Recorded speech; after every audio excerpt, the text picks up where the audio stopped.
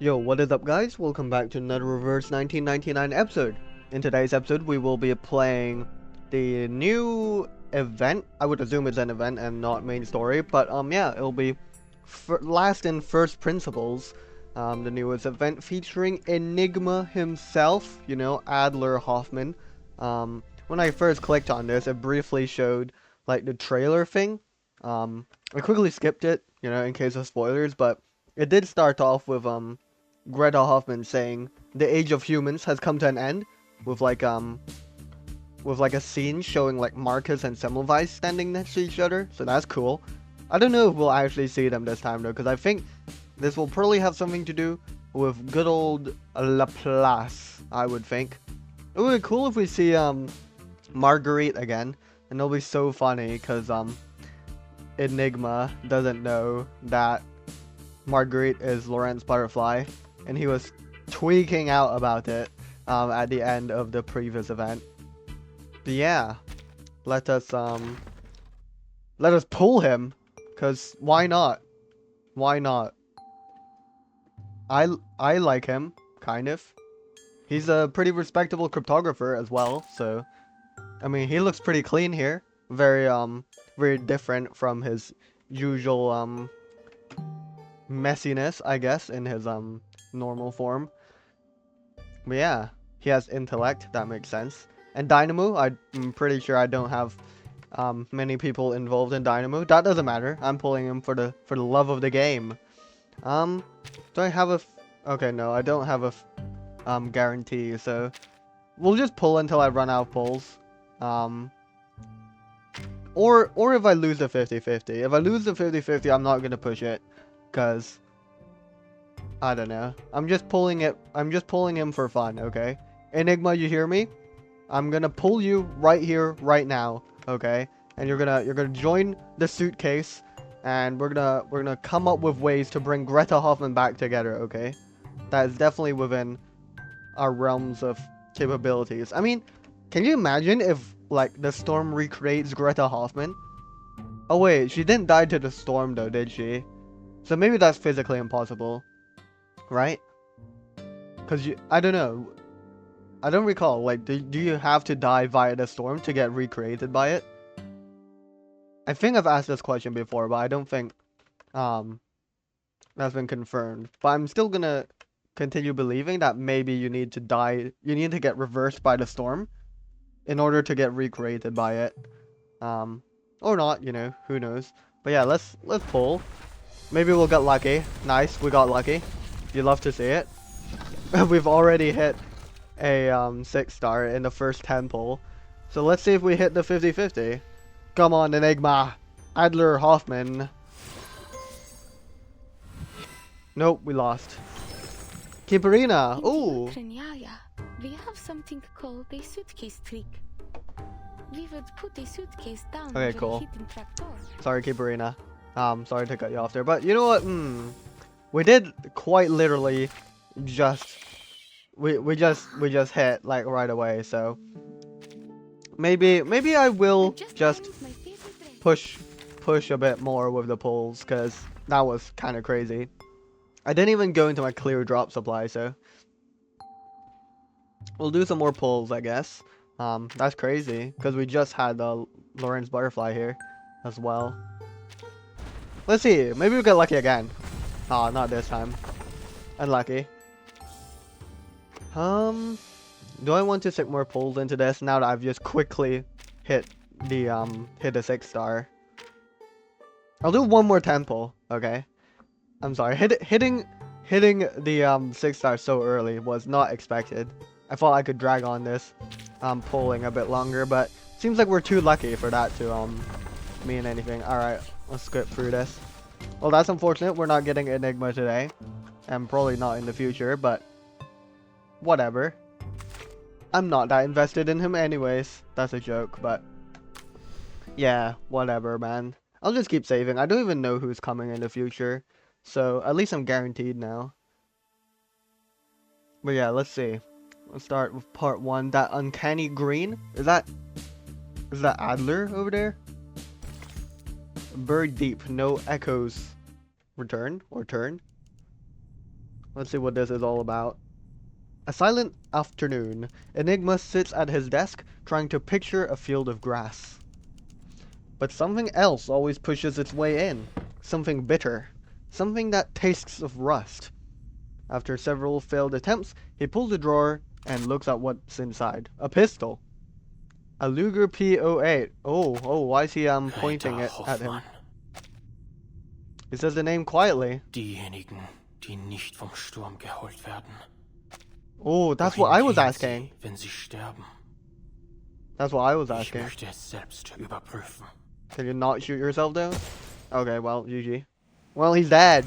GG, guys. Thanks for watching. I'll see you guys next week. Bye-bye.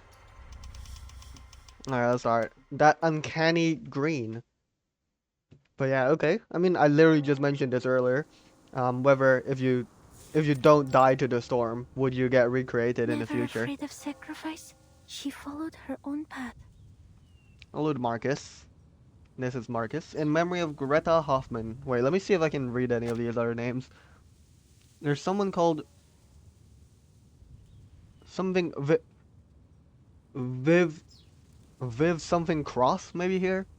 There's someone called Ronan Stone. Ray Sterling, perhaps, or Jay Sterling. Someone's called Rosa here. Yeah, I don't think we know any of these people, unfortunately, other than Greta Hoffman. And her fearlessness and perseverance, ultimately. Miss Marcus. Semmelweis. Wait, is this? No, surely this has to be modern, like in current times, right? Oh, so that's awesome. We get to see Marcus and Semmelweis in a modern event story. That's cool. At least I'm assuming this is modern. Oh, Or maybe this is you've after. arrived. Or maybe this is like directly after Greta's death. Or sometime after, I guess. The young investigator lowers her head. A moment later, she manages a slightly easier expression. It's good to see you, Miss Semmelweis. Semmelweis glances at the papers in Marcus's hand. They're crumpled, and near where the ink has smeared, new letters have been neatly filled in. Relax. Everything will go smoothly. Everything. What will go smoothly? Where are the others? The Foundation's memorial ceremony has already ended. It was solemn. Almost everyone came to express their condolences. They just all had to get back to their work. I see. Rest in peace, Greta Hoffman. Well, at least this cemetery will always remain open. I was more so wondering about those colleagues you're familiar with. Miss Kakanya, for example. I thought she'd be accompanying you. I wonder what Kakanya is doing these days. And I wonder if Isolde is still like being held in like containment or something. Because I think that's what happened to her after the events of chapter 7 or 8. It's one of those chapters. She had to go through a few more rounds of inquiries, so she couldn't make it. She did send a bouquet of flowers, though. Okay, if she's still going through rounds of inquiries, then this must be like shortly after the events that led to the 9th storm? Or was it the 8th storm? It should be the 9th storm, right? The 6th storm was 1966. The 7th was after that. The 8th one was... Oh wait, or is this the 8th one? The 8th storm. I'm a bit lost with my storms now. It was just like the one you brought. A beautifully arranged bouquet of white chrysanthemums. Semmelweis nods and surveys the figures scattered around them. And Enigma? Where's he gone off to? Weren't they each other's only family? I heard he was the one who pushed for the Hoffman Knot name. Rather admirable, if you ask me. But now, at that very sister's funeral, our Mr. Adler is nowhere to be found. A few days ago, Mr. Enigma helped me sort through Madame Hoffman's possessions. I see. Then he left all in a hurry. I mean, maybe cause he got he did get dragged into being the like acting director, right, of Laplace afterwards, because Lucy was deemed unfit after all the sacrifices she made to contribute towards the umbrella, right?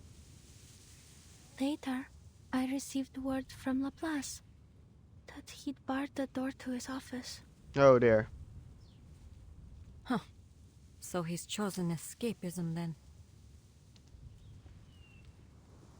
The conversation ends there. He, the two of them, and all the rest gathered here are little more than acquaintances to one another. Familiar only in their mourning. At last, Marcus speaks again. There was a mailing list among Madame Hoffman's possessions. Okay.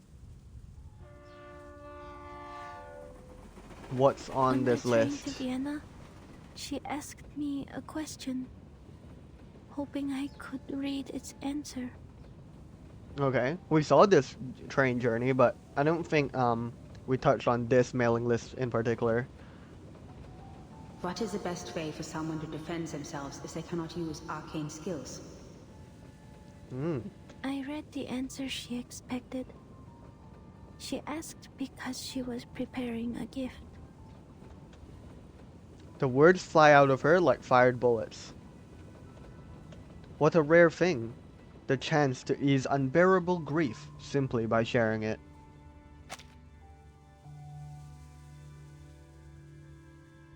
I guess it would be a gun, right? The best way for someone to defend themselves, if not arcane skills. Did you gift it to Mr. Enigma packed Enigma? the list, her documents, her ID badge, and her diary into a box. Madame Hoffman's entire life reduced to a tiny box.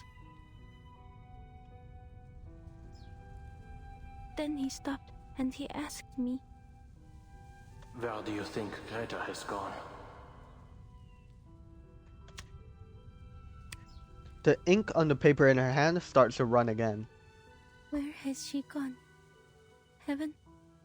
Hell? Has the storm washed them away too? Those who aren't lost to the storm, where do they go? Like, are they lost forever? Or will the storm somehow pick up their corpse and, like, recreate it? Will I see her again someday? Will all of us, any of us, see her again? If only I'd known earlier that the gift she was preparing was a birthday present for him, then instead of taking care of me and celebrating my first day as a Foundation investigator, she could have... If only my arcane skill were more useful. If only I'd read what would happen on that stage. It's okay, Marcus. If only the future were written out as words on a page. If only. But the past is in the past. Semmelweis says nothing. She only raises her hand gently. But before that touch can reach her, Marcus draws a deep breath and forces her what-ifs back down. There is nowhere to turn to for answers. No point in blaming herself. What's done is done.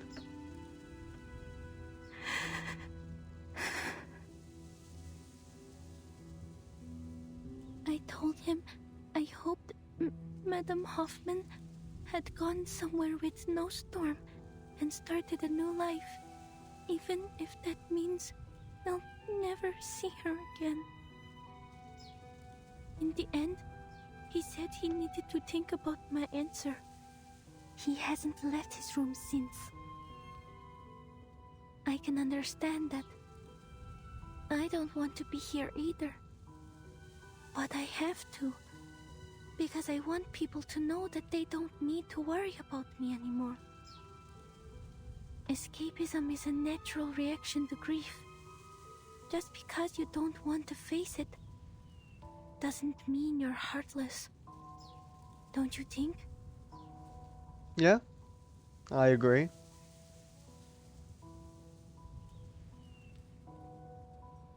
She waits almost stubbornly for an answer.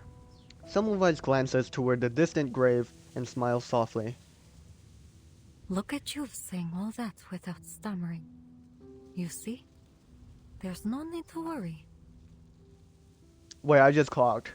Cause this is after chapter 7. So this should be post um like what's the game mode called? The roguelike with Semmelweis. I briefly forgot what the name of that thing is, but so this should be post that thing, right? Um I think.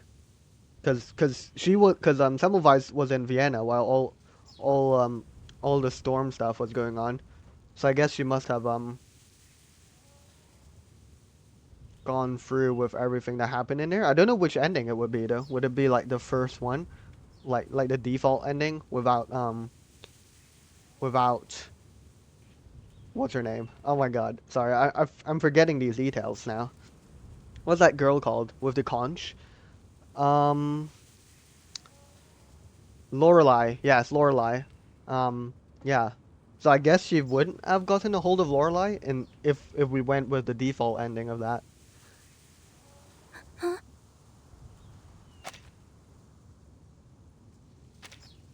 Sorry. I shouldn't have suddenly. She immediately went back into stammering. That's funny. No, you're right. Everyone handles grief differently. I wonder if we'll see Valentina, was that her name? The vampire anytime in the future? Cause we know she has the capability of a storm shelter. Let's go. I'd like to hear how your training is going. I'm sure Greta would be proud of how much her little apprentice has grown. Indeed. All right, Miss Semmelweis. She nods solemnly. They pass through the gathering crowd and stand before the grave.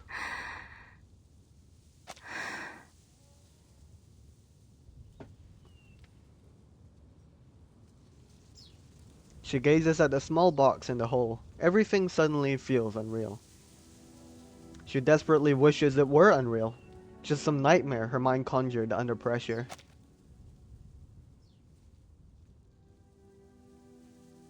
But every book has an end. It's time to turn the page. Madame Hoffman was an exemplary Foundation investigator, a dependable teammate, and my dearest mentor. Oh, not the scene again. She never cowered in the face of sacrifice. She followed. A hand settles on her back. Semmelweis finishes the sentence for her. She followed her own path until the end. And she's holding that list with, or that sheet of paper with the orphanage's number on it. Pursuing the truth with a resolute heart. And ultimately, it was her fearlessness and perseverance that brought us the knot that allows us to cross the storm. That's why I have to cherish every chance to keep the story going. She inspired many, none more than myself. She gave me the courage to leave the Flennon Isles, allowing me to witness and read so many new things.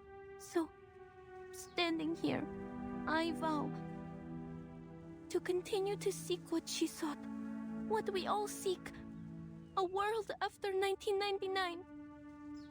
Good speech. Because I want to see the world you believed in. I will persevere as she did. I will keep reading, keep writing, record every experience, every feeling. I will never forget what you've done for us. for me. Rest in peace, Greta Hoffman. The voice acting was amazing. To be continued. Okay. Very well. Alright. Wow. That was a strong start. Now I wonder. So that was entirely like immediately after. Wait, I need to confirm this for myself now. Like what chapter was it? It was 7, right? Let's see. 1, 2, 3, 4, 5, 6. No, it was 6. Yeah, it was chapter 6. I see. My fault. The events of chapter 6 was yeah, so this would be after, well, I guess after 7, because chapter 7 was still working on pioneering the Hoffman knot on a pay run and in Laplace. Regardless, let's press on to part 2, the spiral. Now I wonder if this will, I guess we'll just keep moving along this timeline of like after chapter 7 maybe, like shortly after Hoffman's death, or I guess I need to specify that it's Greta Hoffman. Damn it, are you blind? Is that Medicine Pocket? Honestly, is there no code of conduct among you people? So You're the British. one barreling down the hall. Hold on, you're... It's been a while since we saw Medicine Pocket. After spotting the bite marks covered ID badge, he wisely swallows his words. Researcher Medicine Pocket? Indeed. Oh, sweet. Looks like even the little minions at the Foundation have heard of me. I'm rushing to get a sample right now. If you're here for Ulrich, try that lab over there. If you're here for Enigma, check his office. If you're here for me, get lost. Better luck next time. But you're literally here. Okay. Inspirational stuff. They glanced past the staff member. Interest suddenly piqued. Oh, wait. Let me guess. You suits can't take it anymore, so you're gonna shove a new director on us, right? Or maybe one of the oh-so-generous higher-ups has finally approved our application for a new lab? Oh, or maybe you're here to command us very obedient researchers to fix you up an arc? You know, like Noah? Well, here's an idea. How about you shelve all that and let us get back to our research on edible procrasma extract? At worst, we'll get a taste of something sweet. Okay. The staff member gives an awkward wave and quickens his pace, hoping to get out of this predicament as soon as possible. Understandable, man. This is a That's bizarre topic that encounter. requires a rigorous approval process and oversight from... It's not within my power to decide. Yeah. I need to deliver these files to Mr. Enigma immediately. I won't take up any more of your time. Fantastic. Bye-bye. They toss a small metal tube to the flustered staff member. What is this? Give him this and make sure he eats it. My application's been sitting on his desk for 30 hours. Looks like the only way I'm gonna get through to him is if he experiences it for himself. I see. So maybe they're working on something that is in this tube and needs to convince Enigma to stop trolling If there's an and get to emergency, work. just press the button on the wall, not the red one. Medicine Pocket doesn't wait for a response, disappearing around the next corner instead. The staff member is left with nothing but a closed door in the distance. I see. You can follow the proper procedures to file a complaint against Researcher Medicine Pocket. Surely that's not gonna do anything. He tosses the metal tube to one side and grabs something off his desk. A crumbled ball of paper drops neatly into the wastebasket by the staff member's feet. The application has already been reviewed. The ever-generous assessor that I am. Fantastic. As for your request, based on the progress of our other projects, you can expect a response in about 69 business days. Bro, that's... How many... That's 12... How many weeks is that? That's 14 weeks? That's like more than 3 months. That's hilarious. A 3-month backlog of projects. This is an urgent matter, sir. That's too bad, sir. I understand completely. It's a pity for us both that Laplace isn't a wish-granting machine. If it truly is as urgent as you say, put the documents on the pile to your left. Make sure not to touch anything else. Awesome stuff. Then when's the earliest? 52 business days. Nice. Fantastic stuff. Laplace is such a place. Everyone's just overworked, and they've got so many like projects to work on.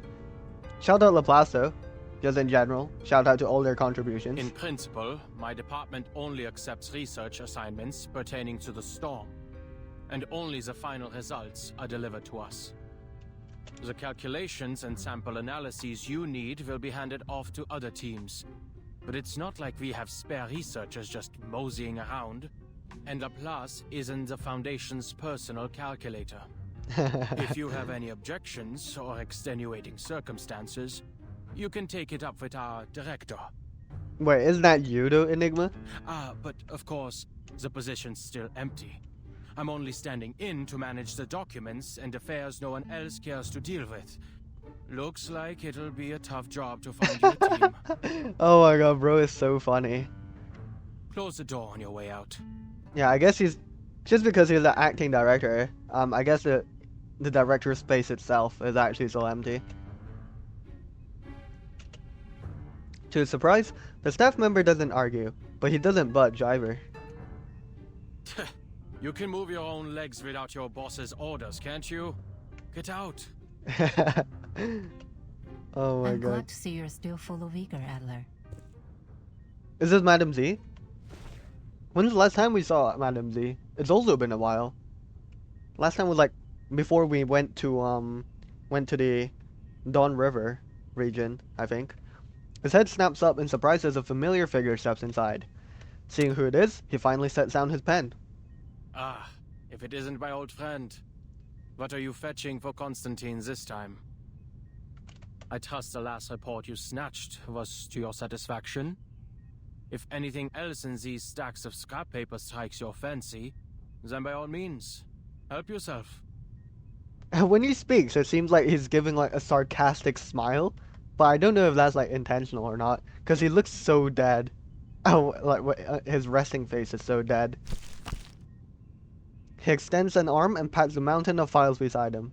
That won't be necessary. Though I'll be sure to visit again should the need arise.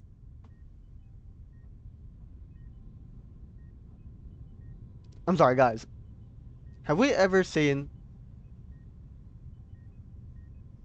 Sorry, I don't know. I just briefly thought that maybe we've never seen Madam Z's rigged model, but I feel like we have. I don't know. It's been a while. It's just been so long since I last saw Madam Z, to be honest. Because usually Madam Z is in the bottom left corner with her avatar thing.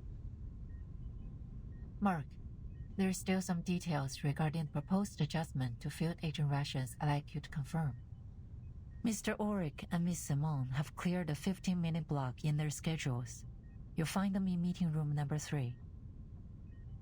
Okay. Ulrich and Simone mentioned. Very well. Good stuff. Bye-bye, Mark. The door closes. You knew of Miss Simone's return today. Where did Miss Simone go? Most assumed she retired to the timekeeper's suitcase along with Madame Lucy. Looks like the Foundation keeps as close an eye on Laplace as they do on Manus Vindictae. He scoffs. Some might even say that mad scientists and fanatical arcanists aren't so different, though the former does have the small advantage of providing a handy little invention here and there. Always thinking from a researcher's perspective, Valor. Every researcher wants an independent, undisturbed laboratory. A simple wish in theory, but difficult to implement in practice. I'm sure you didn't come all this way just to lecture me. Yeah. What do you need, What's the Madam matter? Z? I trust Ulrich has told you what transpired in Antarctica. Okay, so this is modern. This is modern, 1920, right? I think the modern era is currently at 1920. And Antarctica, yep, that's the 10th storm. So, good stuff. We are going back to modern times now. Not long ago, we received reports from a field agent squads and investigators. Okay. This time, the storm has brought us to the year 1920 Fantastic. and to a war that should no longer exist. Indeed. Now, I wonder if this is after Igor's chapter or before. I guess we'll find out.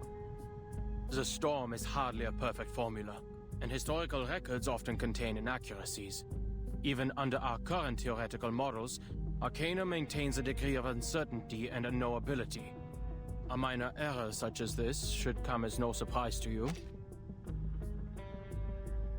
Yeah, and also we know this time that Manus Vindicte has like manipulated the timeline in multiple ways, I think.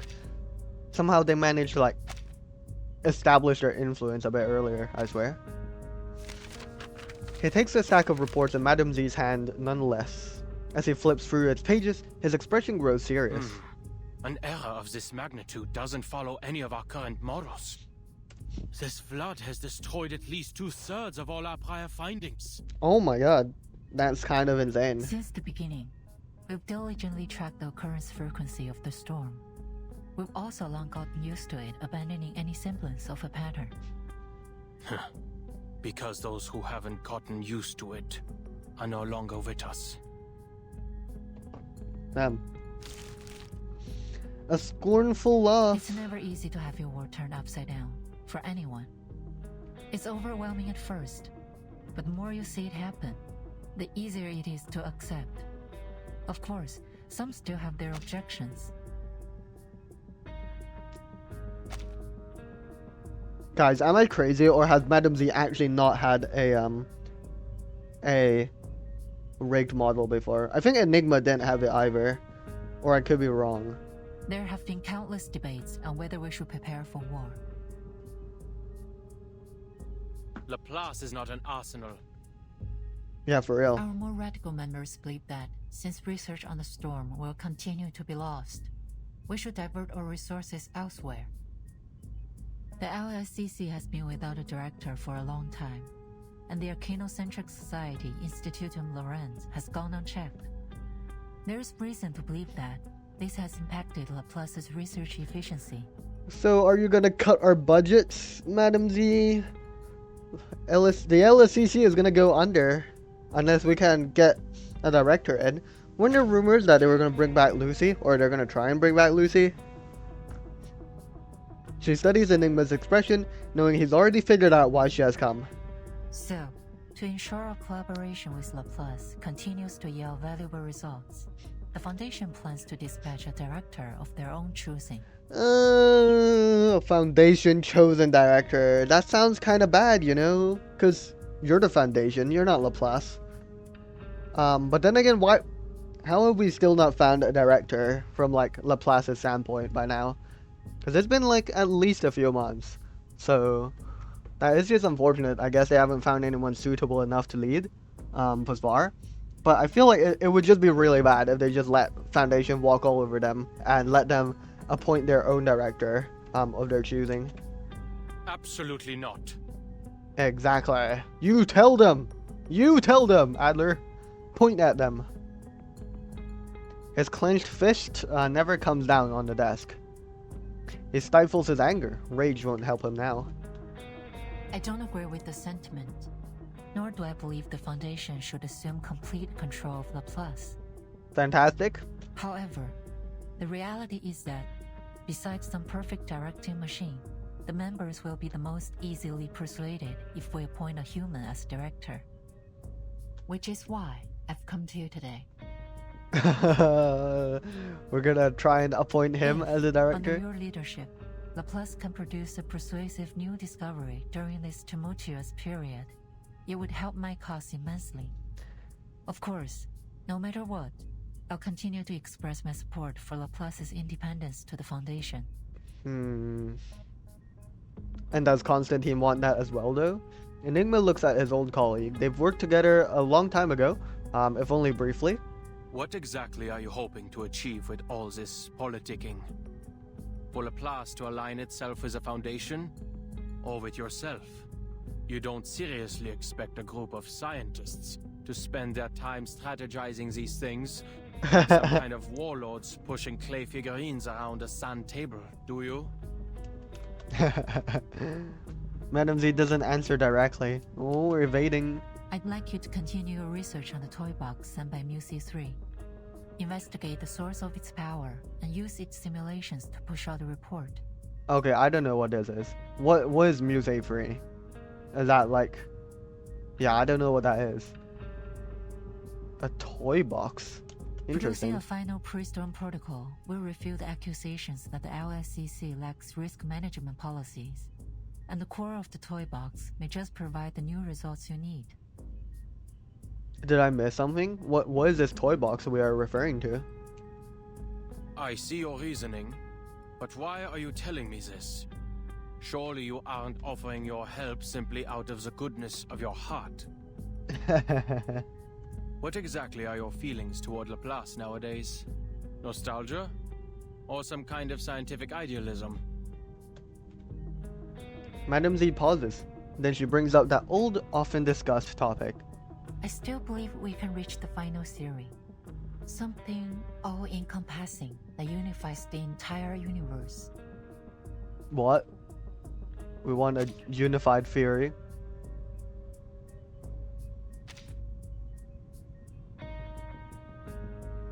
Enigma falters, then lets out a sigh. Well, in that, we've just been going in circles. In a decade, all we've managed is to return to the 11th dimension.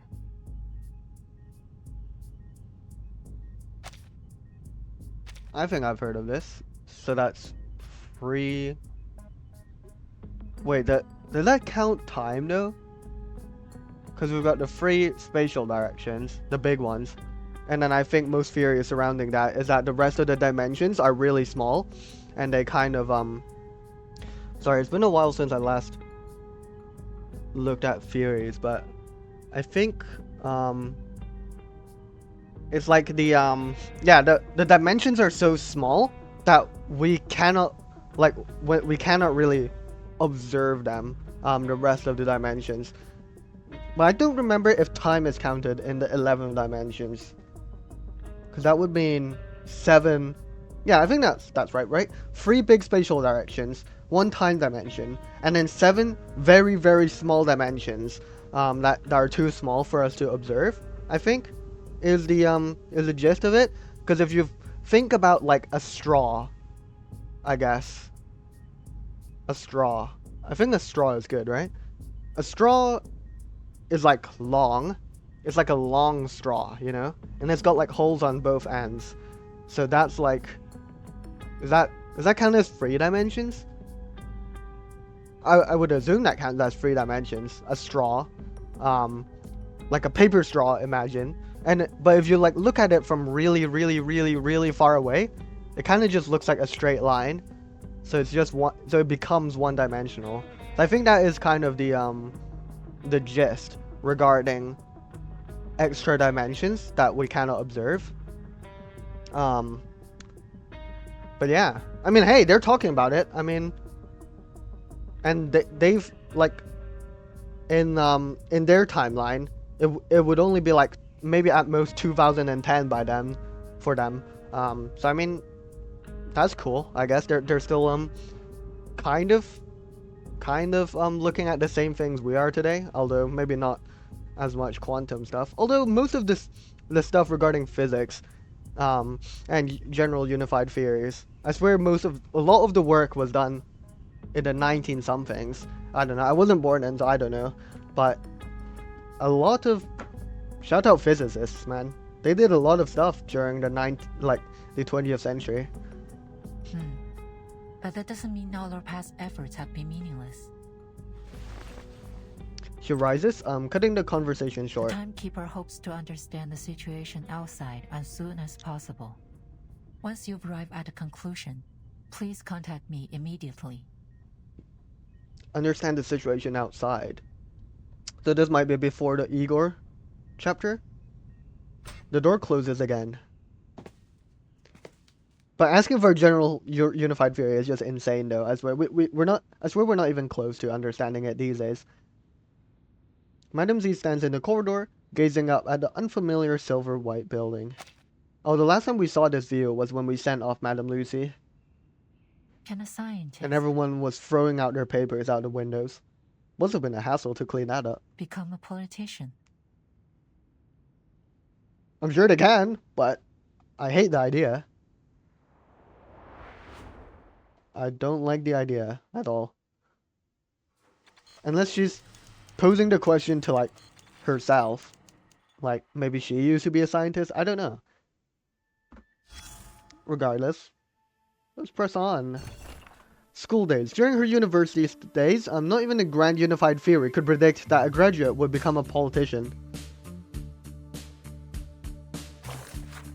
Oh, it's called the grand unified theory. I thought it was general unified theory. But string theory! Oh, we're talking about string theory. A philosopher from your homeland once said, if we take a foot-long stick and cut it in half each day, we will never reach its end. Okay, but it's going to converge to nothingness, though. No, I'm not here to discuss calculus. I'd like to ask you this. Do you think a stick can truly be divided forever? If you've reached a point where it can no longer be halved, what remains? You might say it's some fundamental particle, but in my class, the correct answer is a string. Now, if I recall correctly, in string theory, they're arguing that everything is made of strings, and the strings kind of just vibrate in different ways. And there's an open string, which is just like a straight line. You like look at this line. That's a string. That's a open string, I think. I don't remember the terms because I mean I never looked at string theory properly, so. But yeah, like they have strings that are closed. Sorry, that are closed. Yeah, closed. Like the 0 here, that's a closed string because it like closes up. And then you've got like normal strings which are like straight lines. So I guess like a 1. I guess.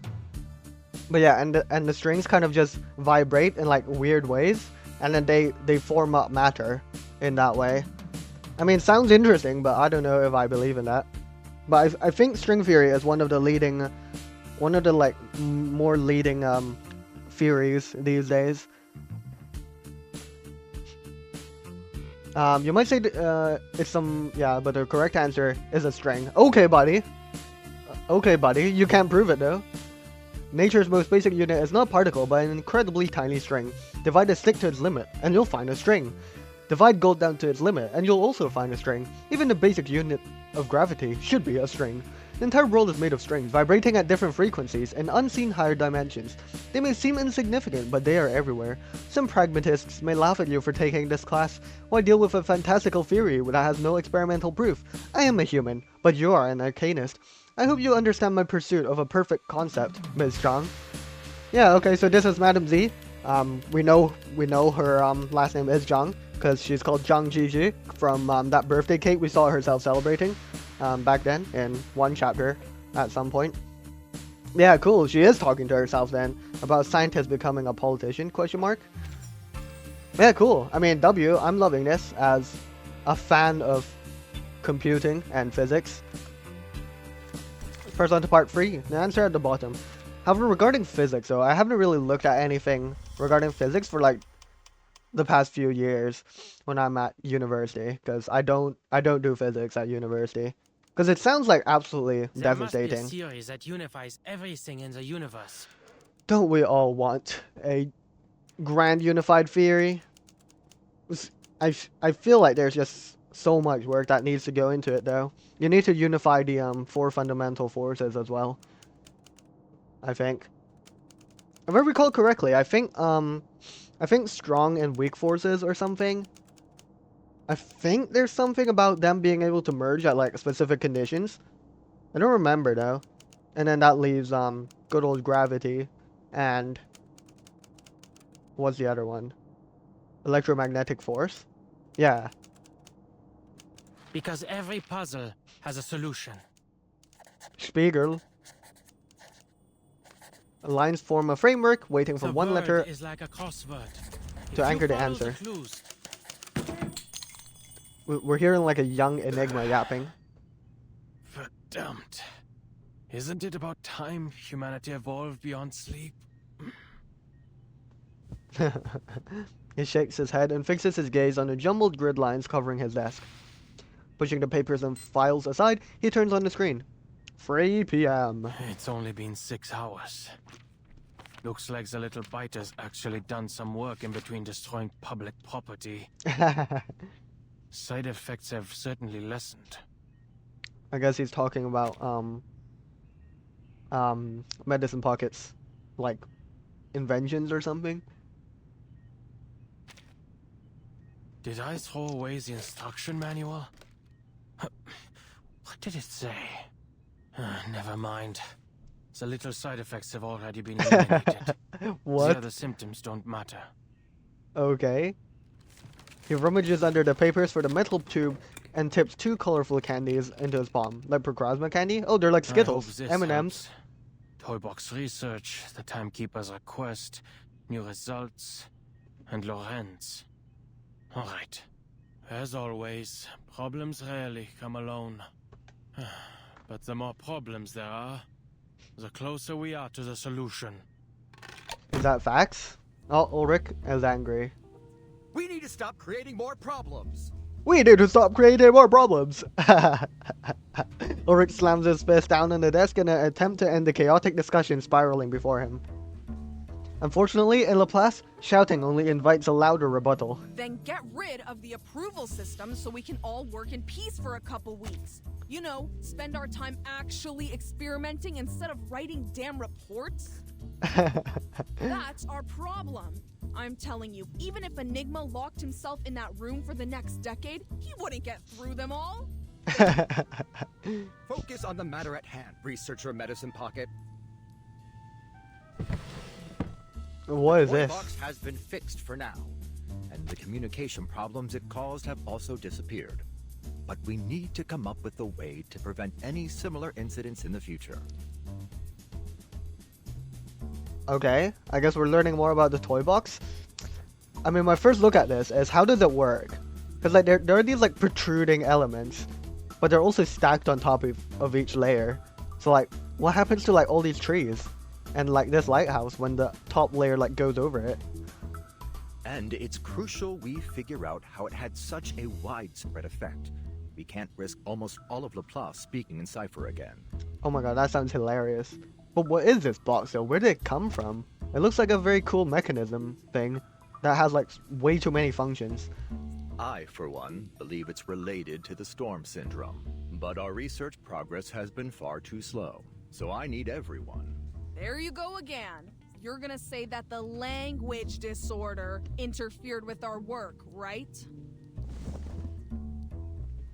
Well, let me make this clear. Whether I use cipher or decimal or freaking latte art to communicate, it's not gonna stop me from doing what I want. Medicine Pocket mimics Ulrich's tone, drawing out the words. Those emergency handbooks are only filling that tank of yours with useless garbage data. Whatever happens, my advice is the same. Who's Medicine Pocket mimicking? Mind your own business and let us fend for ourselves. Sounds like you've gotten over accidentally ordering critter chow at the canteen. Oh, I his suppose best. it's quite difficult to decipher a Tetris-based language, no? It's been a while since we last saw Elizabeth as well. Since 2.7, I think. And no, we can't just blow up the toy box, Medicine Pocket. As I said before, it cannot be destroyed through arcane or scientific means. You should know when to quit. Damn, so we got an indestructible toy box in here. Blow it up? Absolutely not. The ferrofluid nearly bounces in the tank. Adler already notified us that the Foundation is pressuring us to deliver persuasive research results. This isn't the first time they've used our laissez-faire attitude as an excuse to attack Laplace. We need to use the toy box's simulations to create a reliable emergency protocol. Okay. So I guess they can use it to simulate like the storm or something like that. I wonder if Enigma's in this meeting. I wonder who else is in this meeting. Would Winsong be here? Who else is here? Maybe Marguerite? Okay, I get you. We just need to submit something that'll shut them up. So why don't you round up everyone who's been wasting research materials, hand them all Lorentz ID badges, and turn them over? I did hear the Foundation has been quite lively lately. As crowded and chaotic as the crystal structure of austenite, supposedly. I don't know what austenite is. Is that an element? Ulrich is clearly trying his best to hold it together. Eventually, the tremor in his voice module settles. That's quite enough. Now, if you'd please return to today's topic. Researcher Pointer, Researcher Pointer X. and How are the X results are of your here. data analysis? The two researchers have long grown accustomed to the lab's clamor. They know silence is the best way to keep out of it. Pointer pushes a stack of files towards Ulrich. Here's my section. I've included a summary for the timekeeper's perusal. Amazing. In simple terms, the flood has altered the characteristics of the storm. Oh. Interesting. What types of characteristics? The vast majority of our past data has been rendered useless. Our most reliable models require multiple rounds of verification. Therefore, our current conclusions are for reference only. Okay. This should be plenty. But what have we Confident learned? we'll adapt to these new conditions very soon. Everyone silently agrees. Have we made any discoveries regarding the arcane fluctuations emanating from the toy box? If we're only looking at the numbers, the magnitude of these arcane fluctuations far exceeds normal levels. I also consulted all the arcanists I know with arcane skills related to language, words, or sound. None of them could find any man-made traces in the fluctuations. Okay. I have two hypotheses. One, this toy box is a naturally occurring arcane object. And two, its core holds a power beyond most arcanists' comprehension. Fantastic. He pauses. Hesitation, perhaps? Where do we get his box, though? That's the thing. I also have a personal theory. Mr. Ludwig's arcane fluctuations... Oh. Who's angry? The meeting room door is thrown open, slamming it against the wall. Everyone turns toward the figure that has just burst in. Who is Mr. it? Enigma. Oh, hello. Doors unlocked. The visitor pushes the door open and enters. I already reviewed your application last Wednesday, X. And you and Elizabeth can stop submitting those clinical trial applications for Medicine Pocket's project. Oh, oh, that's funny. They're trying to get Elizabeth and X to submit applications for Medicine Pocket.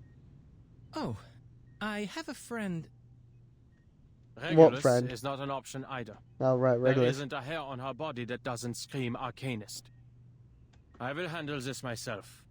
After all, I was the one who questioned Medicine Pocket on the possibility of resuming research on the topic in the first place. It's a compelling research direction. An antidote for Procrasma extract suitable for human consumption, and a universally applicable edible extract with energizing effects. Yeah, so I guess it must be like that tube of candy that he was looking at earlier. It delivers the long string of terms with neither a stumble nor a pause, as if reciting from a script. There's no need for you to worry. I read the project proposal. Medicine Pocket already consulted me on a few issues. That proposal was supposed to be confidential. Never mind. But we need to act like this research topic doesn't exist until it yields some results. Right. You are all pure-blood arcanists. You have a natural tolerance for Procrasma extract. But it's simply too dangerous to move straight onto pure-blood humans. I guess. Well, I suppose it's about time my quarter arcanist blood came in handy. I understand, Mr. Enigma. I have no intention, nor the power, mind you, to interfere with anyone's decision. Right. But I did receive a document I think you should see. Okay. What's the document? Of course you did. There's always more. It's about the language disorder caused by the toy box's malfunction. I'm sure you're familiar with it. Yep. Apparently everyone started speaking in ciphers. Although the world outside has returned to normal, a lot of curious occurrences have appeared in the toy box. Allegedly, the behavior of its inhabitants has become increasingly formulaic and unified. Unified? Of course, these are Mr. Ulrich's words. I haven't seen it for myself. The specifics are on top. He hands over the document. I read the whole thing. It's comprehensive. Exhaustive, even. It should be more than enough to submit to the Foundation. Okay. But Ulrich isn't convinced it's persuasive enough, so he hasn't turned it in. I guess. Maybe if we can learn some more from this unified behavior from the simulations. We all know how easy it is to fall down a research rabbit hole. He needs someone on the outside to step in and make a decision. At least, that's what I think. There's also the small matter of a waveform contaminating the toy box's arcane fluctuations. Oh dear. A waveform extremely similar to that of our dear Mr. Raven. Interesting. So how did Mr. Ludwig, manage to contaminate it? I've compared it. It's distinctly different from the other simulation data. X delivers the last of his prepared lines. And with that, the butterfly has flapped its wings. He steps out and shuts the door behind him. Ulrich. And now he breaks through. Ulrich! What are you yelling for? Oh, that's funny. Hey, what are you yelling for? I'm trying to return this copy of your report that you forgot. To be continued. Okay. I mean, it's definitely the work environment in Laplace, you know. Maybe a bit heated, you know, sometimes. Just a bit. Yeah. Interesting. Let's see. Aftermath, the internet is less reliable than you think. Take a look. I formatted the servers. The language disorder badly damaged our servers. Oh my god. Much of our historical data was corrupted into garbled text and couldn't be recovered. Oh dear, there was nothing I could do except format the servers. So this is what wanting to turn back time feels like. I almost want to join Mans Vindicte. Whatever, a whole year's worth of my experimental data got turned into gibberish. How could things get any worse? Becoming Enigma. Well, if we throw all the servers into the storm, how likely are we to get a server from before the language disorder? The data says the trend is so small that even an astronomer could ignore it. But if we made the storm affect all of the class? Someone's evil instinct has surpassed medicine pockets. I've contacted security. What a disaster. You know, one hexadecimal John Titor is already enough trouble. I heard she spoke almost only English the whole time during the language disorder. Wait, that's hilarious. What? Sweet Madam Lucy, did that really happen? Maybe, maybe not. Rumors about her are always like that. I'd like to join Manus Vindicte too. It's honestly worth considering. That's it, folks. Laplace is done for. Yeah, it's so cooked. Toy box user manual. After all, you may not even know how to play with toys at all. Read before opening. Swear you are more than 6 years old or at least no longer have a habit of putting toys in your mouth. Place the toy box upright on a firm surface with my handsome faces facing up. Make sure no cats are around. Make sure you have at least one friend to play with. Multiple personalities counts as friends too. Fantastic. Chant this happy little incantation. With Arcanum comes endless imagination. The Museum right before your eyes. Muse Free reserves the right to final interpretation of this product.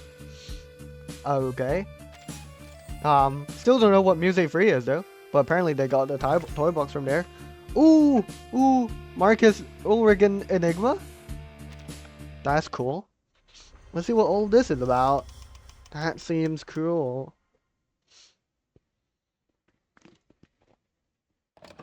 Let's see. What's going on here? Okay, we're in the forest. The toy box. A professional expedition team of 1 investigator and 2 researchers trudges through the forest. Critters since we entered this Through the woods.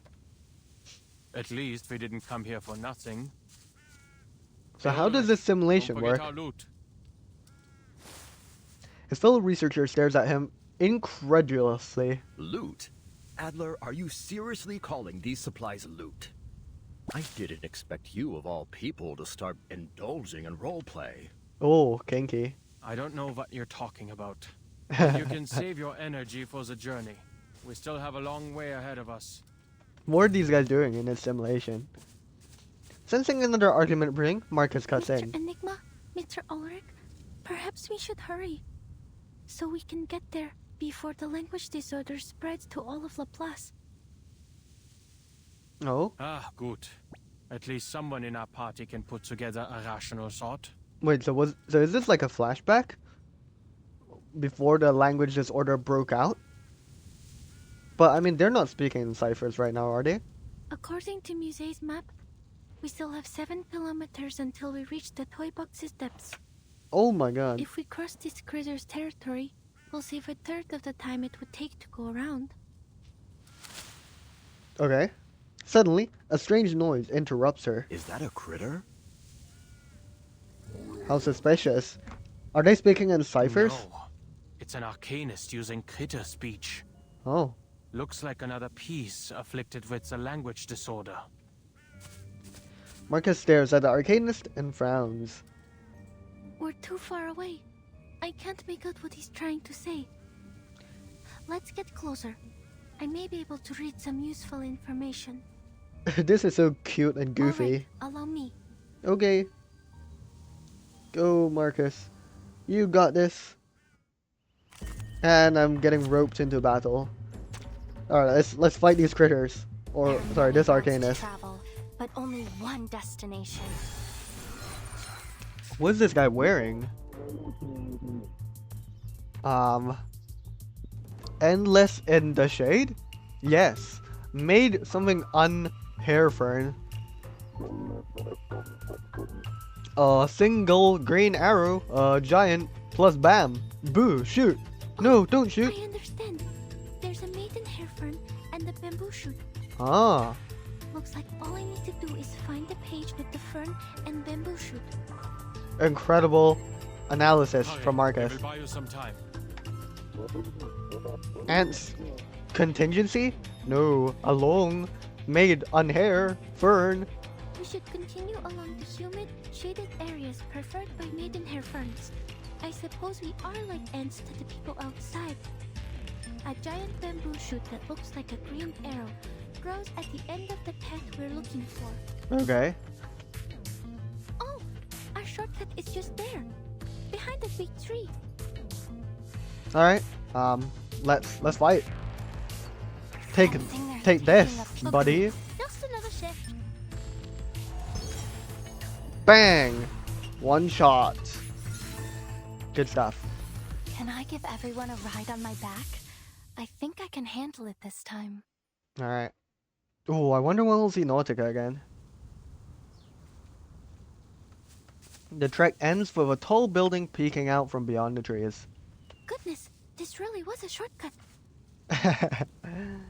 Enigma glances at her. Marcus is excitedly checking what's ahead, a far cry from the head-down figure he vaguely remembers. Yes, the spitting image of a brave investigator. A mountaineer, eh? I'm very grateful for your help, Miss Marcus.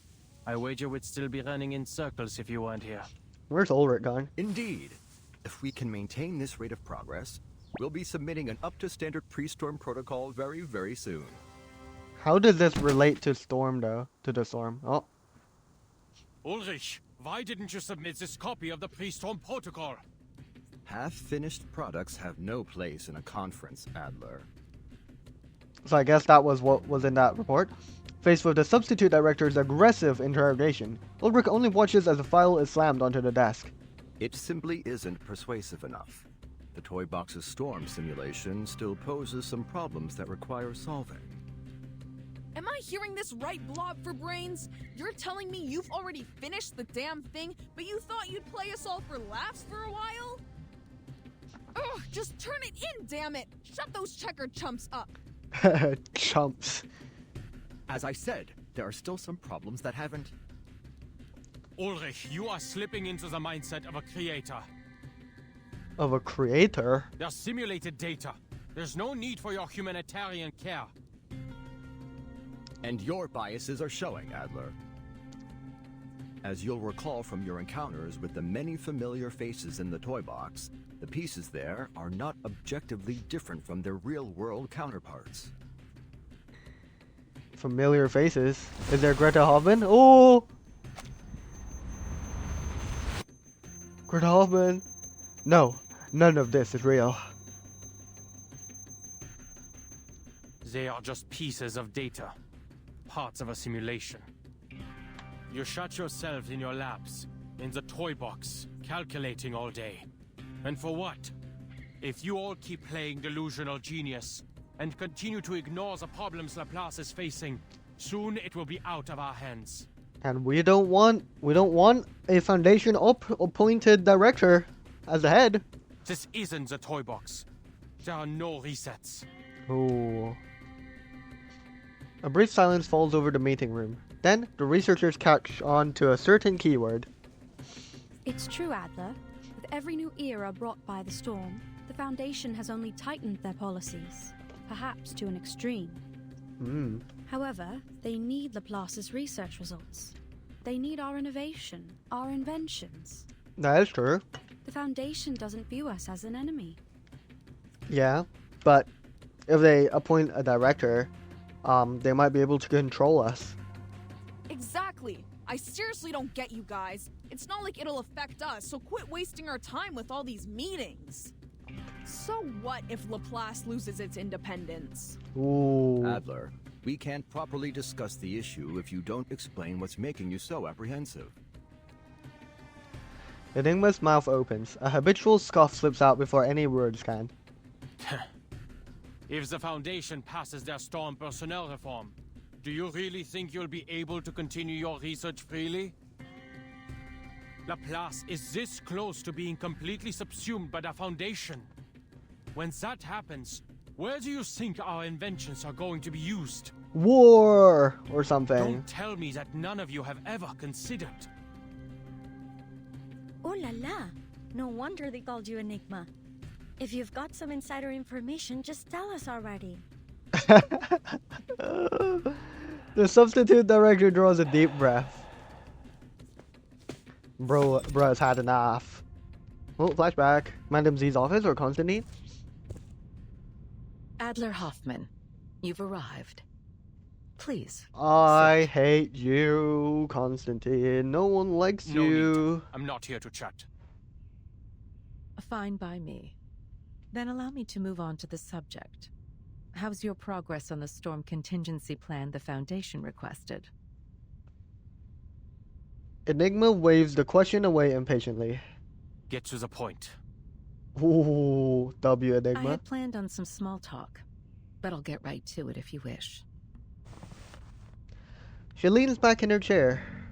If you assume the position of Laplace's next director, I can promise that the Foundation will not significantly interfere with the LSCC's regular operations. Significantly interfere, so you will still interfere with us. Hmm? And why are you helping us, Constantine? We don't like you. On the condition I obey your every word. The opposite. Everything will be in your hands to do with as you see fit. Then I would choose to keep things the way they are. And there are plenty of more outstanding, more rational members who could take on the responsibility. Take Ulrich, the leader of the Storm Research Group, for example. Or Pointer.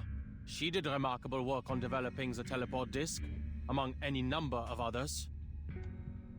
Mr. Adler, I'm afraid you've missed a crucial point. They want a human in charge. Although committee member ENIGMAAA is the one pushing for the storm personnel reform, appointing you as the director of Laplace is not his intention. It's yours, isn't it, Madam Constantine? You see, a keen mind is a key prerequisite to becoming director. Yeah, okay, buddy. The core of the issue isn't how the Foundation presents its final decision to the outside world, but who we present. And what we need is a human. A stable, persuasive, uncontroversial human. When all is said and done, the Foundation's objective remains the same. We only wish to do all we can to brave the storm. In this regard, you are the best choice, Mr. Adler. Your best choice was forced to retire in the timekeeper's suitcase. Madam Lucy. Yes. Madam Lucy has certainly been enjoying a comfortable vacation. Really? I want to see her, if possible. Maintaining her smile, Constantine steers the conversation in another direction. But let's not dwell on that. There's something else I wanted to tell you. Something interesting. To be kept to yourself for the time being, of course. It's a research topic we haven't yet revealed to Laplace. Great, we're hiding stuff from our research institute. Fantastic. Also, I was just wondering, like, imagine like in any situation, like imagine if Verton's facing off Manus Vindictae, and she just lets out like 100 Arcanists from her suitcase. How funny would that be? Like, what would Manus even do at that point? I guess Arcana could probably do some insane ritual or something. Insider info. As you're well aware, for many years we've been searching for a method to bring back those reversed in the storm. Yeah, and you were doing inhumane experiments in the Amber Room. I guess at this point Timekeeper wouldn't have investigated the Amber Room just yet, right? Unless this takes place after the Igor chapter. Well, the Foundation has discovered a feasible theory. If we can inject a person's past memories into a suitable body, then we can restore those who were lost. Yeah, but you guys sucked at it with the Amber Room, and I think they briefly made it possible with Erd, I think, but that wasn't like stable at all. All those years ago, a special candidate helped us in the first stages of this experiment. And now, we're finally starting to see results. To this end, we hope to acquire help from Laplace. Yep.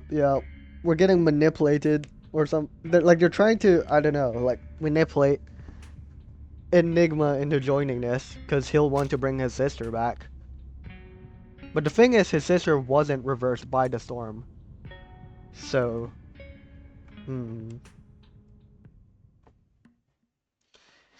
interesting. To be continued. Very well.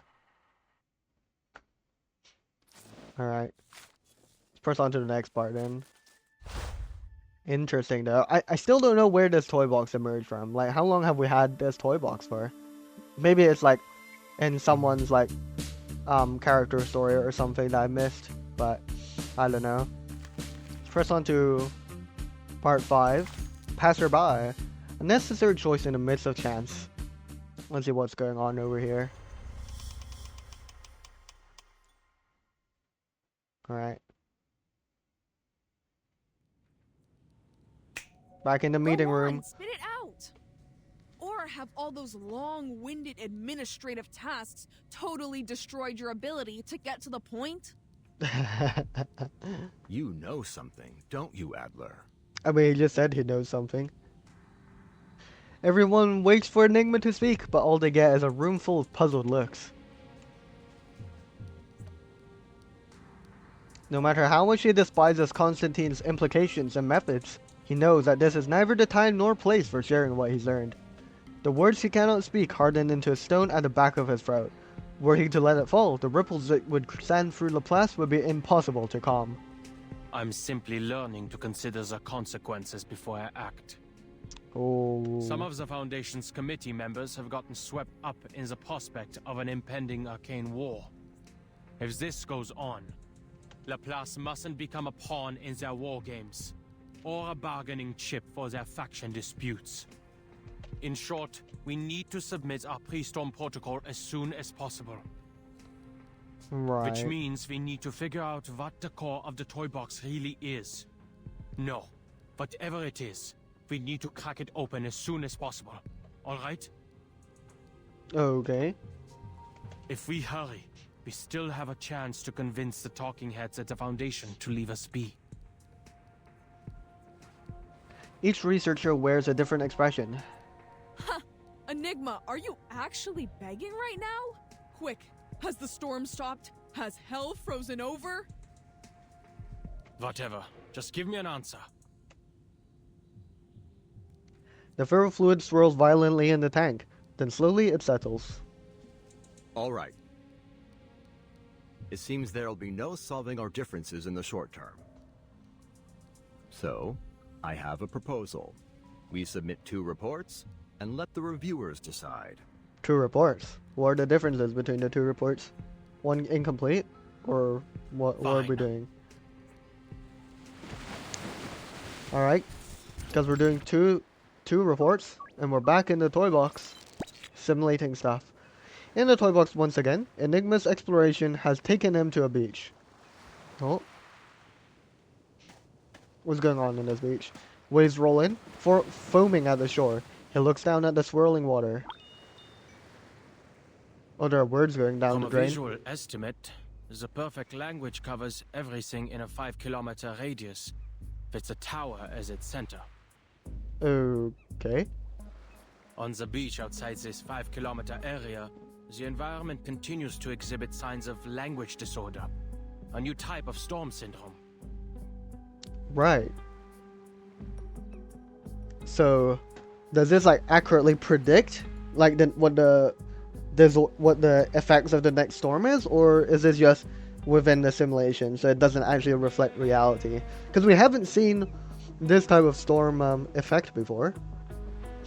It deconstructs words into phonemes, the building blocks of sound, and uses them as the building blocks of matter. A handful of seawater contains 1, 2, 3, 4, roughly 20 phonemes. Okay. Though clearly the phonemes themselves don't carry any meaning, they do leave room to construct one. The waves whirl, causing phonemes to clash and ring against one another. The waves create a chiming sound, like bells. This seawater holds enough phonemes such that they may organize into morphemes, the smallest units of meaning. Okay. Monkeys may have an easier time putting Shakespeare together here, writing it on typewriters. Lol. A jellyfish sea breeze rushes Enigma's cheek and carries his wry muttering to the wave's crests. Then the waves break against the shore again, and the wind shifts. It seems the wind strips even the quietest utterances into the smallest units of sound. He casts his hearing like a net, carefully sifting out the bare phonemes and weaving them back into meaning. Perhaps these symptoms can be understood as a language microscope, or maybe a scalpel. The environment dissolves and dissects every spoken word, leaving only its phonetic fragments behind. To use language is to quickly combine these pieces into specific sequences to create a meaningful utterance. Thus, one could view this entire environment as a simulation of language use. Okay, that makes sense. Bilabial plosive. Diphthong. Mid-central vowel. Nasal. The phonemes of poem. Okay, I assume these things that he's naming is like these symbols that like represent like pronunciations, like I guess phonemes. I see. It's encryption and decryption. Hardly foreign territory for me. Yep, he is a cryptography expert. Enigma crouches down, pulls a small glass vial from his pocket, and fills it to the 2/3 mark with seawater. He seals the vial and shakes it. The liquid inside is crystal clear. It still appears like normal seawater in this container. Let's see if X has any suitable equipment to analyze its composition when I get back. I wonder, if I bring this vial of seawater to the tower, will its composition change? Oh, someone just said help, apparently. The net catches a few strange symbols. Not far off, several Toy Box locals rush from the reef in a panic. What's going on here?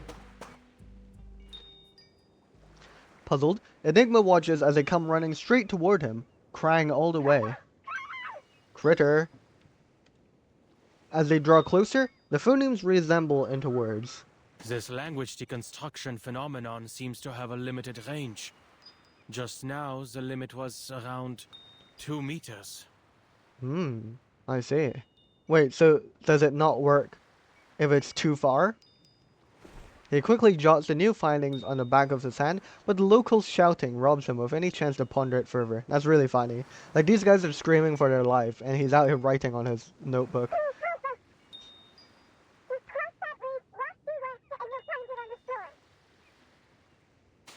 Alright.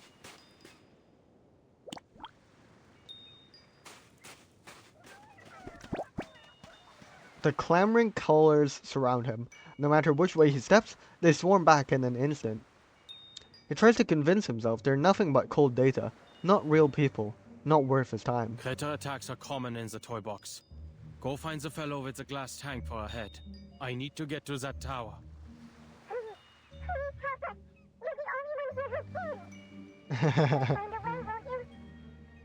Bro does not care. The pieces refuse to take no for an answer. Their reality has made a choice for them. Keep pushing.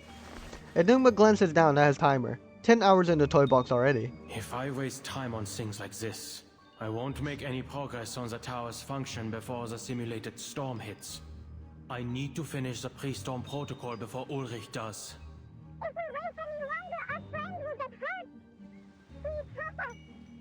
All the damn pleading. What is this, a time loop? When needs collide, the result is either a standoff or a concession, and lately Enigma has been favoring the latter. There's not a trace of simulation in the panic on their faces. Not even Laplace's most advanced equipment could reproduce terror so faithfully. Leads the way. Very well, let's fight these critters. They cheer and quickly clear a path toward the reef. On the other side, the emergency comes into view. A pack of critters closing in. It's time to fight. I'm not scared of you, critters. Alright. I mean, this toy box sounds like a pretty cool piece of equipment. I would love to know where it came from, but... yeah. Seems very powerful. Those who can't tell good from evil, this beach is our territory.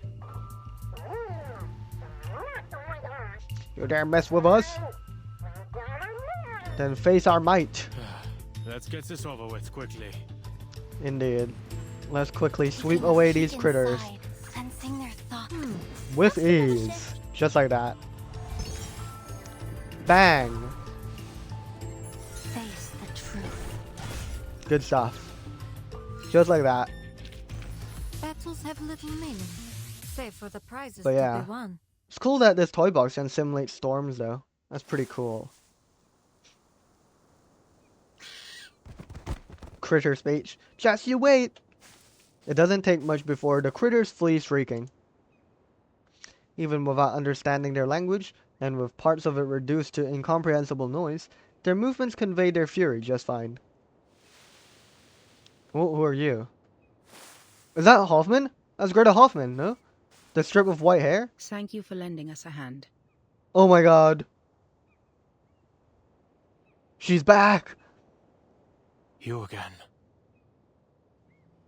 As he approaches the trapped survivor, Enigma's eyes fall on the figure before him.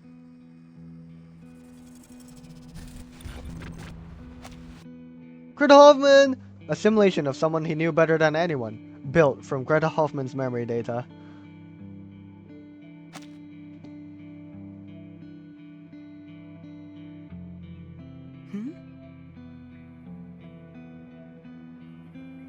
I can't believe she's back. At least in the toy box. I should have known. This is the only way to the tower. He mutters under his breath and takes a step forward. It's a waste of time. None of this is real. Just an absurd coincidence generated by the toy box's logic. I saw you on my previous expeditions. Oh, you're from the outside. This world is constantly resetting, so I'm afraid I cannot recall our previous encounters. I see. It's kind of cool that they're aware though, the citizens of the toy box. But The last time I saw you, you were also on your way to explore the depths of the toy box. Is that the case this time as well? I built a tower there, in the depths, but nothing has changed. I'm no closer to finding out how to stop the storm in here. Listen to me. This is all a simulation, designed to help us find a solution to the storm. No matter what you do, everything will eventually reset to its original state. Nothing will change. is he telling himself this?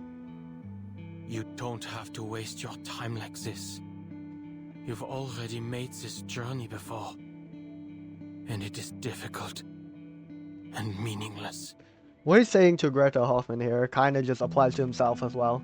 Maybe he's also subconsciously trying to convince himself that what he's doing is ridiculous and a waste of time.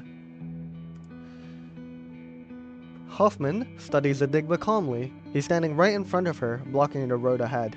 I appreciate your concern. It appears this isn't the first time you've observed our actions. And I'm glad I was able to help you come to your conclusions. However, everything you've said pertains to your business as an outsider. From your point of view, perhaps your claims are correct. But I'll only know if your advice is meaningful to me once I get there myself. When I see that tower with my own eyes. Fantastic. But yeah, he said he built the tower there, but he said nothing happened to it. So does that mean the tower is immune to the storm in this simulation? He says nothing has changed. Oh, so maybe he thinks the tower itself will stop the storm from happening. But yeah. But is the storm immune? I mean, is the tower immune to the storm here in this case? What he built there? In any case, I won't be the last to visit it. Perhaps whatever I leave behind will help those who come after. Those who come after? Like I've helped you. That's kind of exactly what the real Greta Hoffman did as well. Rest in peace. Besides, if you've already concluded that this is meaningless, why did you return? For real. Leaving the question to hang in the air, Hoffman brushes past Enigma and follows the road behind him. Enigma doesn't move. The timer ticks on, converting precious time into numbers. A moment later, he sets off down the same road. Fascinating stuff. To be continued. Okay. But yeah. Interesting. I wonder how this event is going to progress though. How this story is going to progress. Is this going to like result in us actually being able to discover how to stop the storm? Or, I don't know, some new insights, I guess, regarding the pre-storm protocol? Like what to do beforehand? Let's proceed on to part 6. All is but a riddle. This will be the last part for today. But yeah, let's see what's going on here.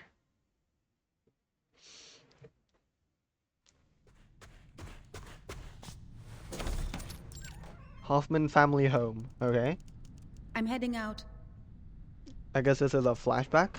You can heat up the leftovers in the fridge for lunch. Did you hear that, Adler?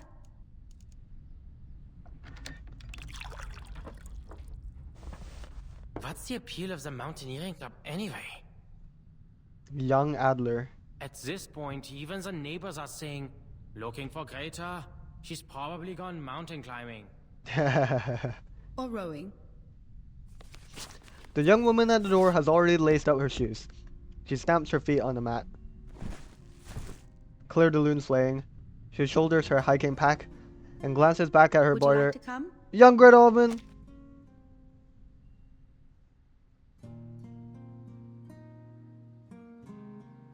She looks so cool, man. She shoulders her hiking pack and glances back at her brother as she rises.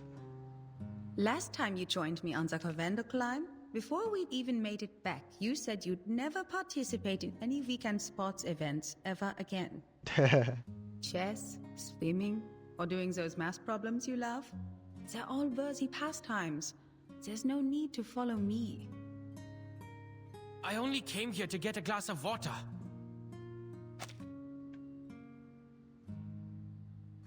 Bro looks kind of cool as well. Oh my god, has his jawline always been like that? Look at that. Sharp jaw. Sure. By the way, I need your help for something. Greta tosses him a set of keys. He catches them, his eyes never leaving the crossword in his newspaper. What are you poring over now? Planning to lock up Papa's cigarette cabinet behind a code again? That was just a visionaire cipher. A beginner's puzzle. Oh, I've implemented a Visionaire cipher before. I don't remember exactly how the cipher goes though, because it's just one of those like practice problems one does, you know? What's it like? I don't remember anyways, whatever. It's just a simple cipher, like slightly tougher than a Caesar cipher or something. Anyway, if you have the time, could you mow the lawn in the back garden? It would make Mama and Papa happy. I wonder if we'll get to see their parents, probably not. And you know, I've never asked, what's got you so dead set on Laplace? There are plenty of outstanding research facilities to choose from. Why them? Because I believe we share the same ideals. Shout out ideals.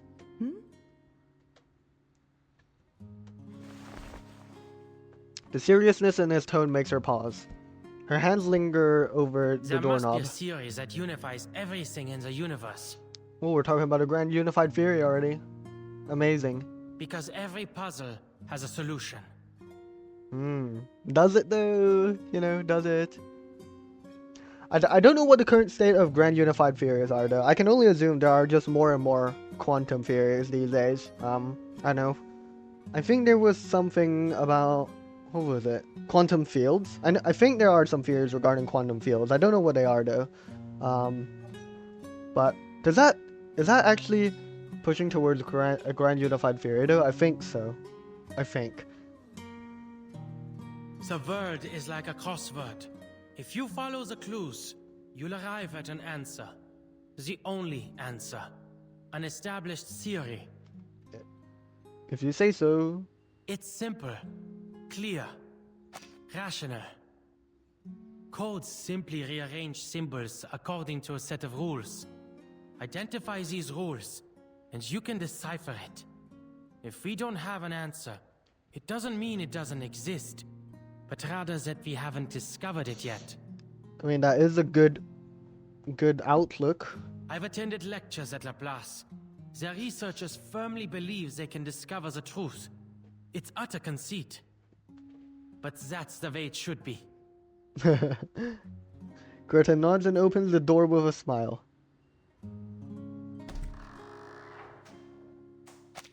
I see. Don't worry, I'm sure you'll receive an invitation from them soon enough. I'm sure you will. I've asked around. They all said age is no matter, nor whether or not you are an arcanist. Laplace opens its doors to geniuses. That's the only requirement. Won't be any trouble for you, Bruderherz. Oh no. He crouches and sets the flowers down before the headstone. They join other bouquets. White chrysanthemums now spill over the edge of the stone and onto the grass.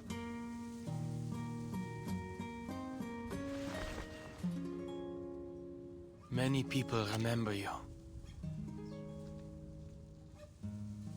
Indeed. Even Musée 3's toy box has a chunk of data, still diligently simulating your stubbornness.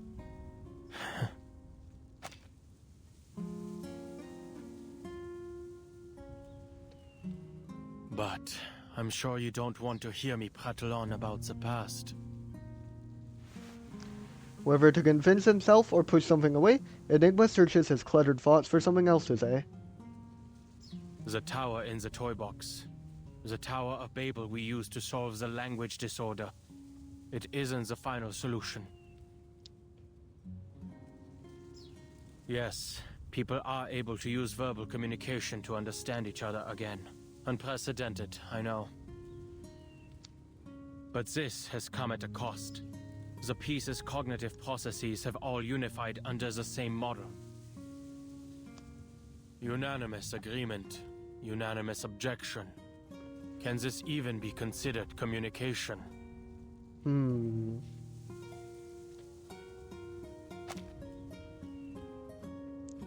How does that work though, I wonder?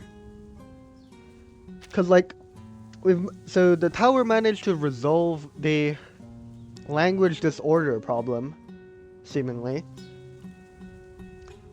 But how does that affect their cognitive processes? Because you would think that their cognitive processes lead to the language that they speak, which is externally modified by the effects of the storm, right? Making their language become like disordered, I guess, which shouldn't have any influence onto their cognitive processes. So what about the nature of the tower? And it only impacts the residents of the simulation as well. It doesn't impact Enigma. So how does that work? So there's all these people affected by the storm. They're also simultaneously affected by the tower in some way. The tower resolves the effects of the storm, or at least the early symptoms of the storm in the simulation. But how does the tower additionally affect their cognitive processes?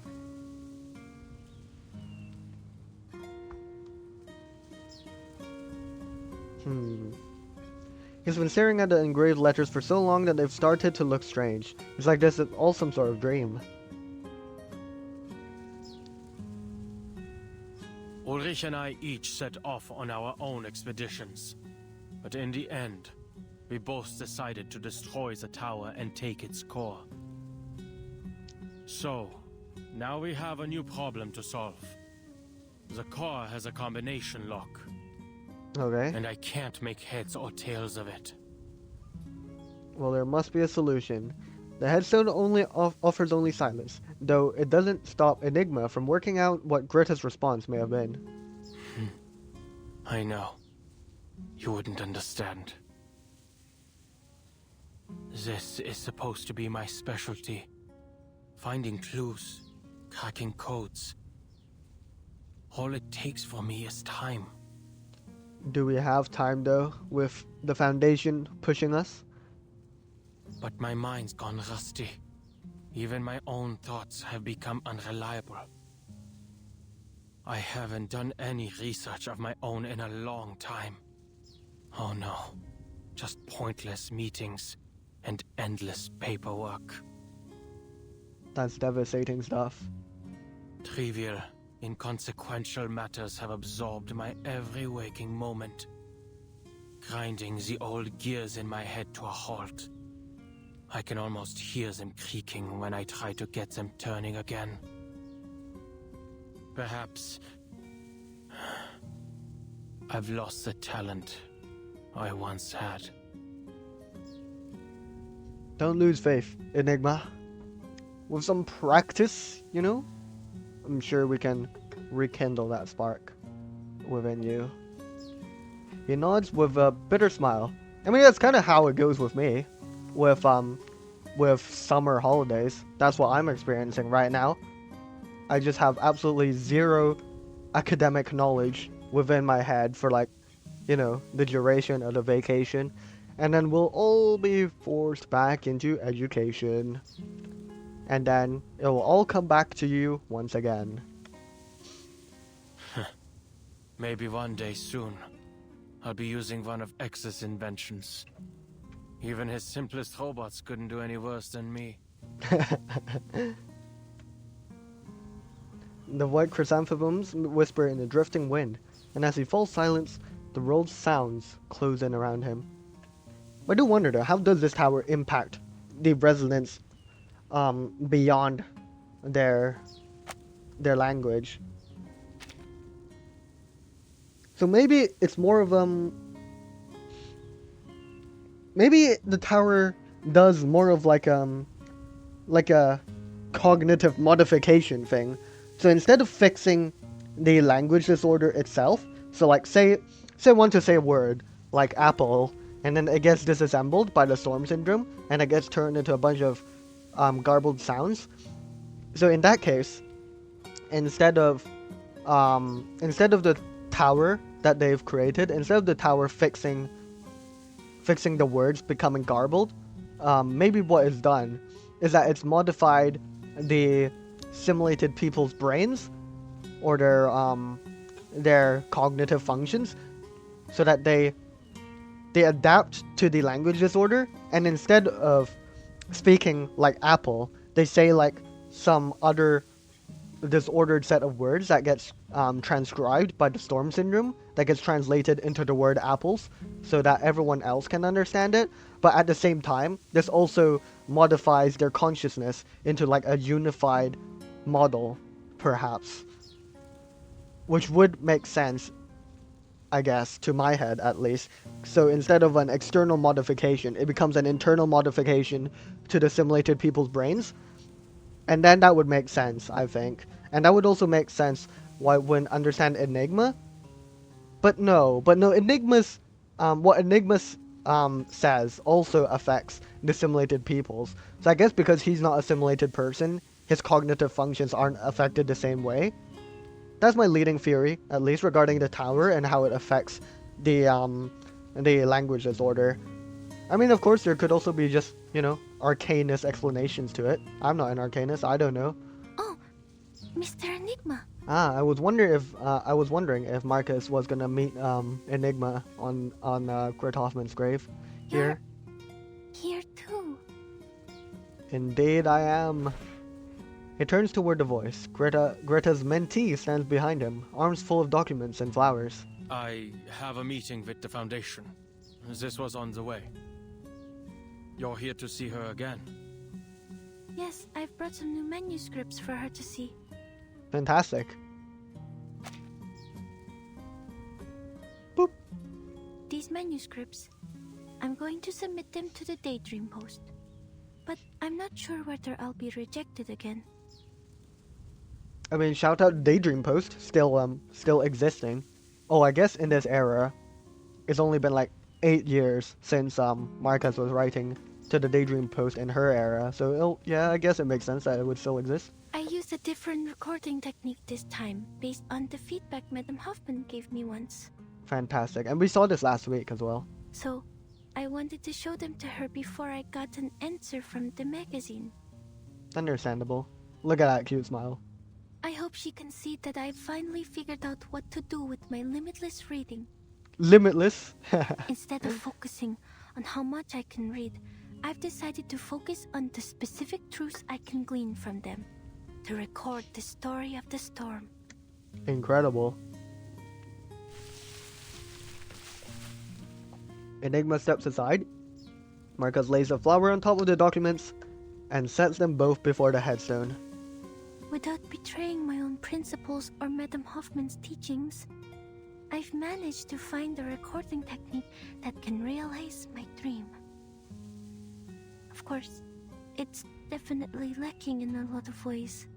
I wonder if Marcus can help us with the Laplace stuff. Marcus manages to say what she means, though not without stumbling over herself. She doesn't know Enigma well. Greta was the lone thread that connected them.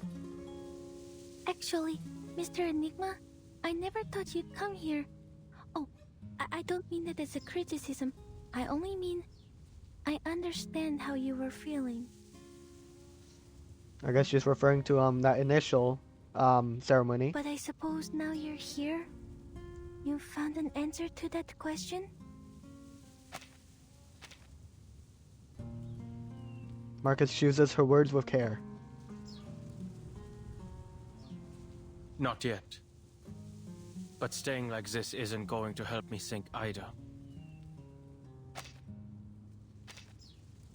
I guess she's referring to the question about... Reading takes time, and so does seeking proof. Indeed. Writing proofs is a tough job. But yeah, I assume here she's referring to that question about whether people who don't die from the storm, whether they will be recreated, I guess. Perhaps. Like, what happens to them? You probably have a lot to say to her. I'll get out of your way. Enigma reaches into his pocket and feels a cold metal tube in his palm. He rummages in the other. What's wrong, Mr. Enigma? Nothing. Here. He's giving her... Marcus opens her hands. Enigma drops something into them and turns to leave. She looks down. She knows these candies well. Similar ones could always be found in her mentor's pockets. I see. I wonder if Enigma has always carried these, or has he taken up the action after Greta Hoffman died. The sharp, cold scent makes her blink. Oh, mints.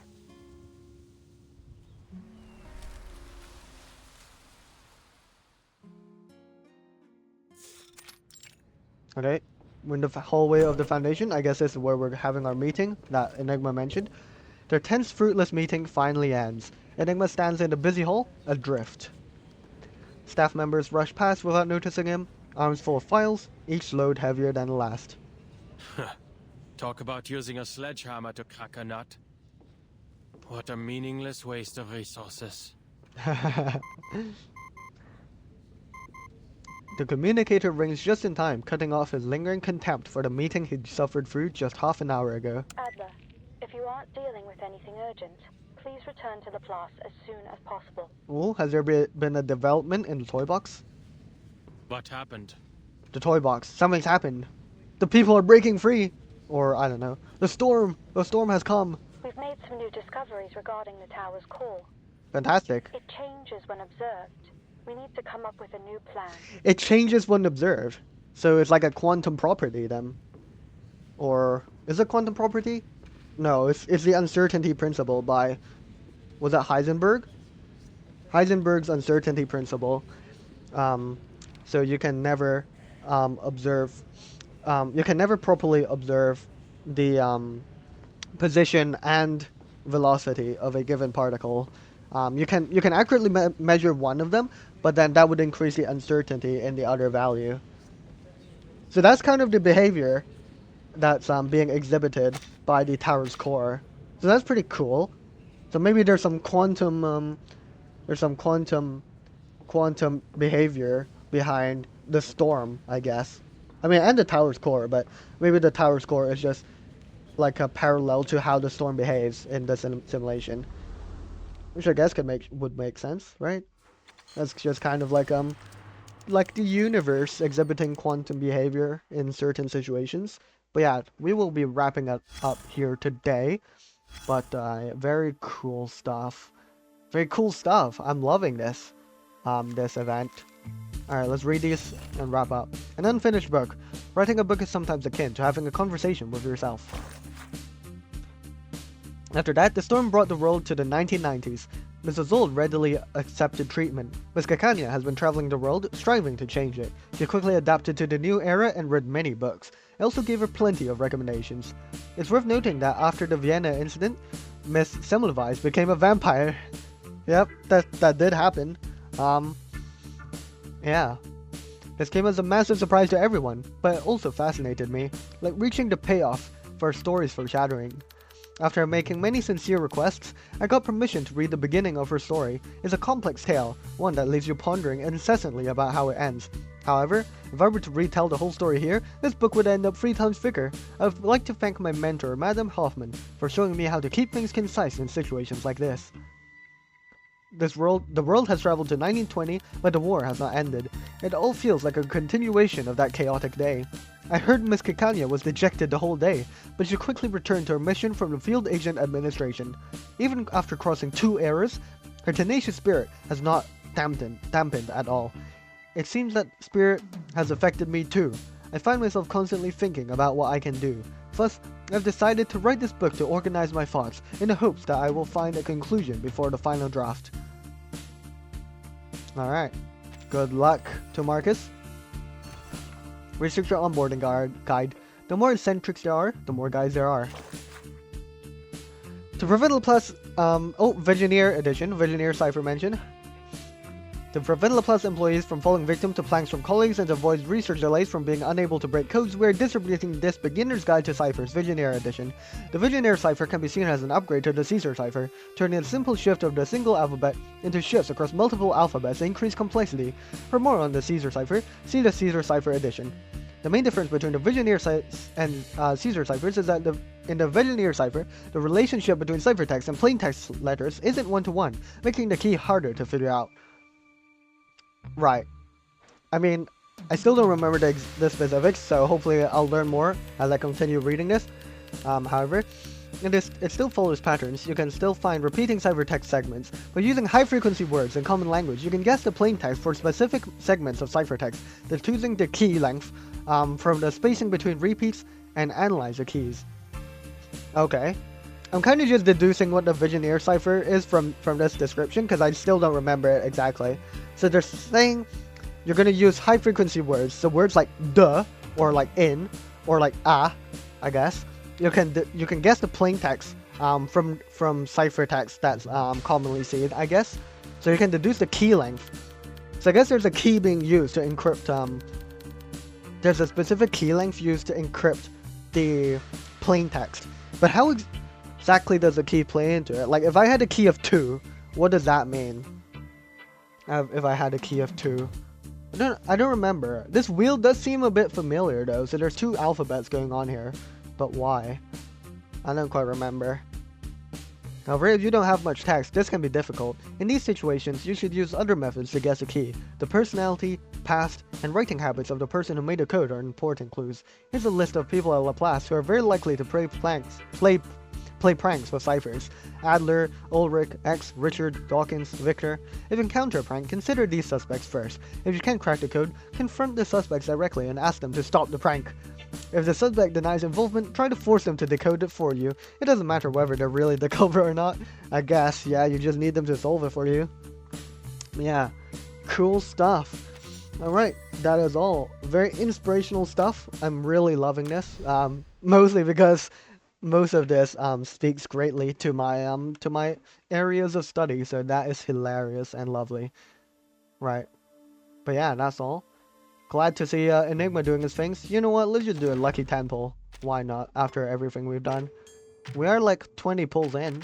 So, you know, if we hit it in 30 pulls, that'd be inspirational, but I'm not gonna pull anymore. Just in case there's some other cool characters in the future. I mean, Enigma's cool, you know, but I'm more interested in Greta Hoffman herself. Okay, we didn't hit it this time. But hey, we did lose the 50-50 on the first 10 pull today, so that was inspirational stuff. Regardless, that will be all from me. Really glad to see what's going on in Plus, and it's in modern time, no less, or as modern as can be, because I still think this has not the event is still slightly before Igor's story, I think, because Madam Z was speaking as if Team Timekeeper has everyone has just arrived in this current era, you know? I think that's the vibe that I'm getting.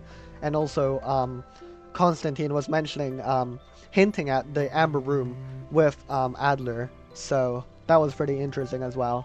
I wonder if Laplace will look at the Amber Room's findings in the future, maybe. But yeah. Most importantly, I wonder if Greta Hoffman will ever come back recreated by the storm. But yeah, that will be all from me today. Thank you all very much for watching, and I'll see you guys next time. Bye bye.